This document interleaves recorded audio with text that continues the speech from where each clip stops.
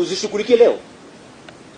We do not want to witness such very low turn up from the member of the public in Uasin Gishu, the count of His Excellency the President. Vile mulivyo, hii ni aibu gani hii?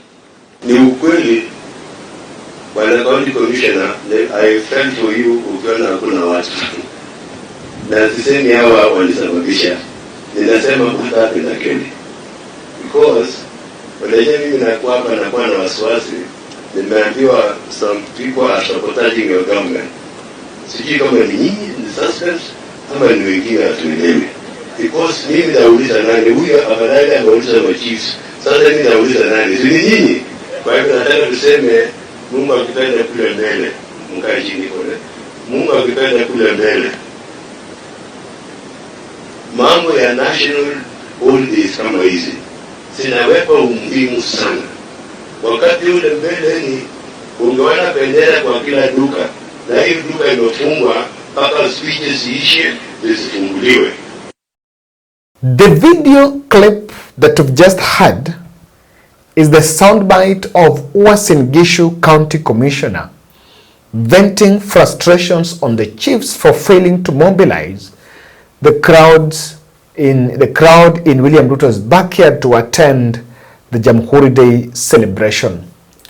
I have started that video, I've started this podcast, that video, to show you how William Ruto's popularity is dropping, because I believe that is at the center of Uhuru Kenyatta, or rather Kenyatta family's decision to distance themselves from William Samoei Arap Ruto. Welcome to the Bold Analysis, and of course I want to ask you to subscribe to our channel. We are heading to 100,000 subscribers. As I talk to you, we have 95,200. So we have 4,800 subscribers to click the 100,000 subscribers. So kindly subscribe. Subscription is absolutely free, and there is no money that is deducted from your account. In this podcast, I'll be brief, and I want to explain to you why Uhuru Kenyatta is treading very careful and is now clearly distancing himself from William Samoei Arap Ruto. It is reported that when William Ruto visited the president in Ichaweri, the choice of Ichaweri is that he handed over 12 goats to the former president, and of course intentionally they decided not to show us the photos of the family, of the first family receiving the goats, and it is understood not even Uhuru Kenyatta received the goats personally, but they were handed over to the family. The essence of sending the goats was a sign of forgiveness, and of course he wanted to send a message that is took back the goats that were stolen of symbol of seeking forgiveness on behalf of his regime after Uhuru Kenyatta goats were stolen in March 2023 at the height of anti-government protest, an activity that we fully believe was well hatched by Kenya Kwanza operatives within Mount Kenya.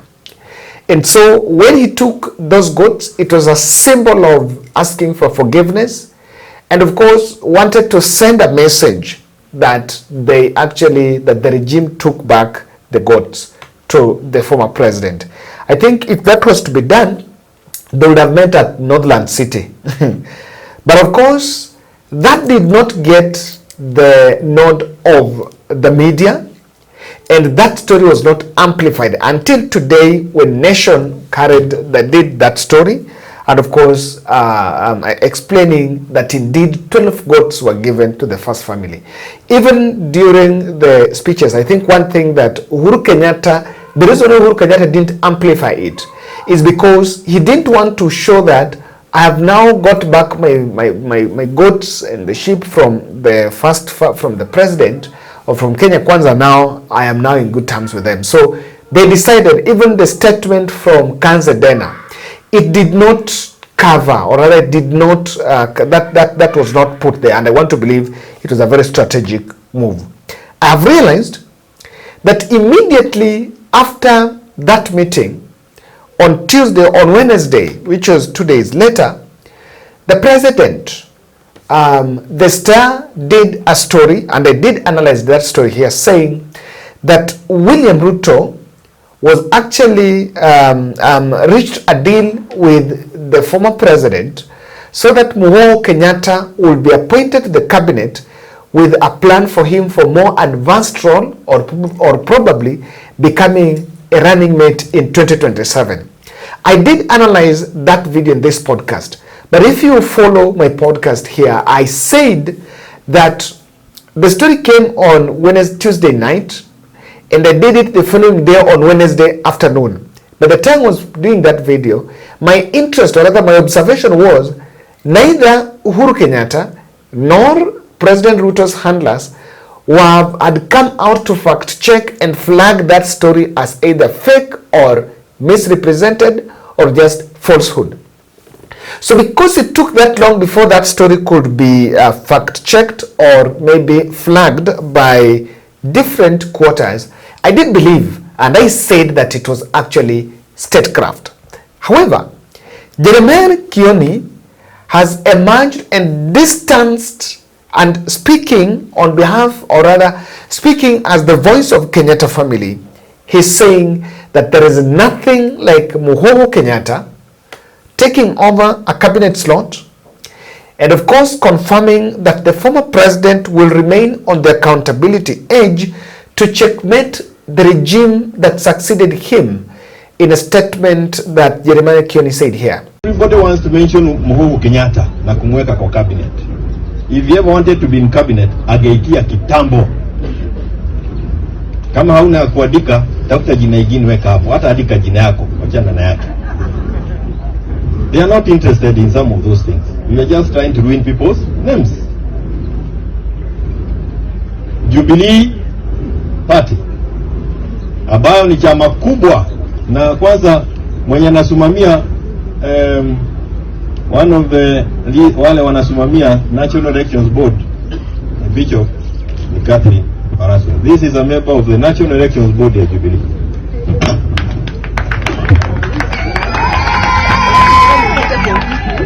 Tutapigwa picha pamoja na tuipe. Sasa nimepata hali nzuri. Na nataka kusema ya kwamba tutasimamisha watu kila pahali. Jubilee haiungani na UDA. We have no time to go and join UDA. We are not getting there. We will remain in opposition. We will represent the people's view. Zile vitu Uhuru aliambia Ruto ni zile tumekuwa tukisema na tutaendelea kuzisema. Kwa hivyo hamna sisi ati tunatikika kidogo. Sisi tuko pale pale. We were there and we will remain there, and we will fight for the people all the way to the end. So what Jeremiah Kioni said here is clearly Kenyatta family distancing themselves from any sort of Ruto deal. When I did that video, I got a feedback from very senior member of this channel, some of the founder members of this channel. And Patrick Mutai, with his permission, I think he doesn't have any problem. He did mention to me that when the start date, and you can tell me whether you agree with this, he told me that, Kevin, when the start did the story about the cabinet slots, just 2 days after Ruto meeting the president, he did say that it was not that was discussed, but most probably the President Ruto was indirectly sending an offer to the former president and saying that beyond our discussion in Uchaweri, I am willing to work with you, and even if, and in fact what Patrick said is, a cabinet slot cannot be given to Muhoho Kenyatta. If a cabinet slot is to be given to Uhuru Kenyatta, given to the brother would be more predictable. Uhuru Kenyatta has friends even beyond Kikuyu. And he told me that he can go and pick someone, very small somewhere, close to Uhuru Kenyatta friend and be given cabinet. And he was saying, do you know, if you look at cabinet, do you even look at some faces and you wonder, where is this from?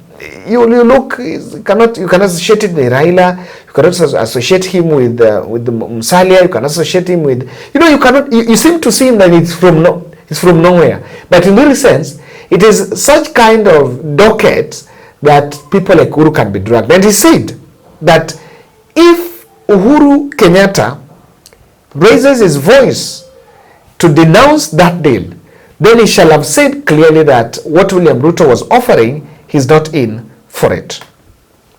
And so I will explain to you that William Ruto is pushing for a working relationship with former President Uhuru Kenyatta, and Uhuru Kenyatta is very adamant on this, because even today, during the Kenya Navy 60-year celebration in Mombasa, William Ruto was telling the country for the first time the advice that former President Uhuru Kenyatta gave him on modernizing the military.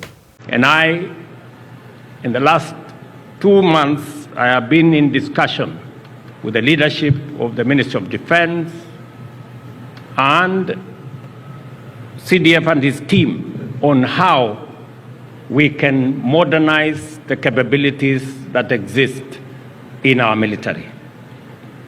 And I am very confident that having stabilized the economy of our country, having done the primary things that we all needed to do to make sure that we take charge of the cost of living, to make sure that we reduce our inflation, to make sure that we stabilize our currency, and to make sure that we deal with our exchange rates.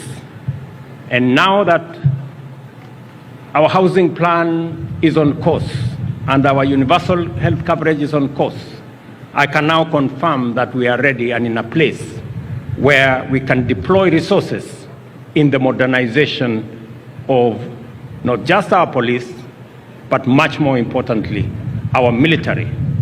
Because progress going forward, development going forward, is going to be anchored on peace, security, and stability, without which all other endeavors of our nation will be in jeopardy. And therefore, the discussions I have had with the leadership of the Ministry of Defense are on course. And if there is one, in fact, there is only one advice I got from the Commander-in-Chief that came before me. And he asked me, when resources become available, modernize our security agencies. And I intend to do that.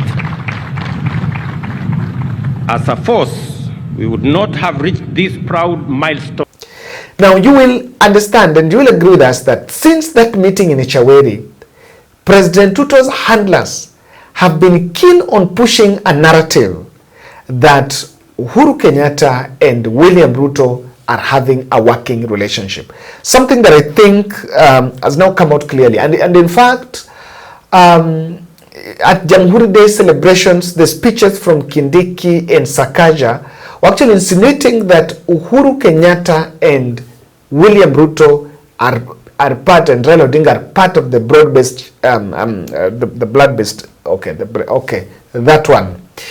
That broad-based thing between the president and Raila and now Uhuru Kenyatta. And in fact, the country bungled them together. The cartoonists behind the Kasongo thing bungled them in a corner and said that we want to deal with both Uhuru, Raila, and Ruto. So, of my interest to this is, why is Uhuru very cautious on working with William Samoei Arap Ruto? I want to explain this, and I have my 4 reasons looking at that. But my anchor thought, or rather let me say, my punchline this is, I want to start with a question. If William Ruto is pushing a working relationship with the former president, is it in the interest of achieving the bottom-up economic model, or it is for political gains?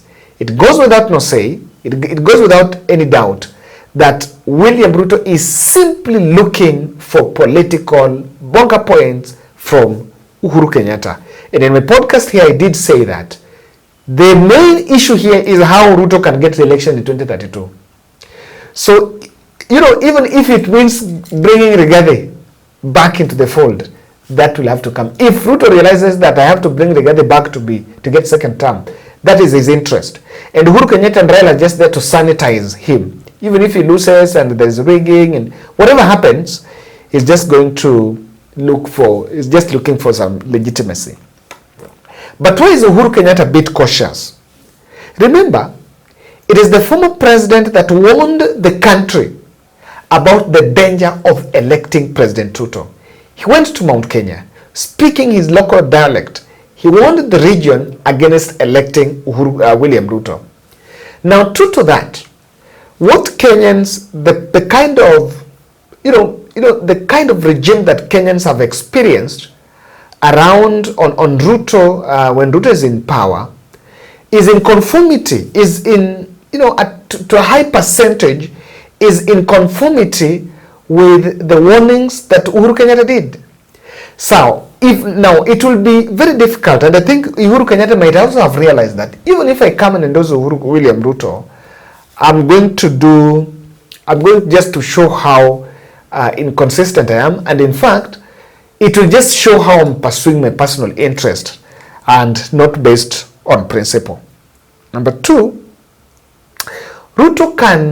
whoever goes to associate with President Ruto is going to carry the regime baggage and deemed to flop.